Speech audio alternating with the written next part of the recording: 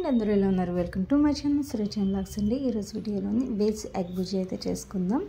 దీనికోసం ముందుగా స్టవ్ వెలిగించుకొని ప్యాన్ పెట్టుకుని ఆయిల్ వేసి ఆయిల్ హీట్ ఎక్కిన తర్వాత జీలకర్ర, అలానే ఉల్లిపాయలు, పచ్చిమిర్చి, కరివేపాకు, అల్లం వెల్లుల్లి పేస్ట్ యాడ్ చేసుకొని అంతా ఒకసారి కలుపుకొని అవి కొంచెం వేగిపోయిన తర్వాత ఒక టమాటాని చిన్న ముక్కలుగా కట్ చేసి వేసుకొని సరిపడా సాల్ట్ కూడా యాడ్ చేసుకొని టమాటాలు చక్కగా మగ్గినంత వరకు సిమ్లో పెట్టి ఉడికించుకోవాలండి.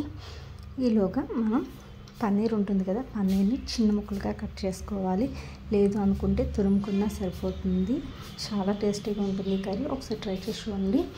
ఆ తర్వాత టమాటాలు వేగిపోయిన తర్వాత పసుపు, కారం, గరం మసాలా, అలానే మీ దగ్గర ఉంటే చోలీ మసాలా కూడా యాడ్ చేసుకోండి. లేదంటే పన్నీర్ మసాలా యాడ్ చేసుకున్నా సరిపోతుంది. అంతా ఒకసారి కలుపుకొని పచ్చివాసన పోయాక తురుముకున్న లేదంటే చిన్న ముక్కలుగా కట్ చేసుకున్న పన్నీర్ కూడా యాడ్ చేసుకొని అలానే కొత్తిమీర కూడా యాడ్ చేసుకొని ఒక 2 నిమిషాల పాటు ఉంచి స్టవ్ ఆఫ్ చేసుకుంటే వేడివేడిగా వెజ్ ఎగ్ బుజ్జి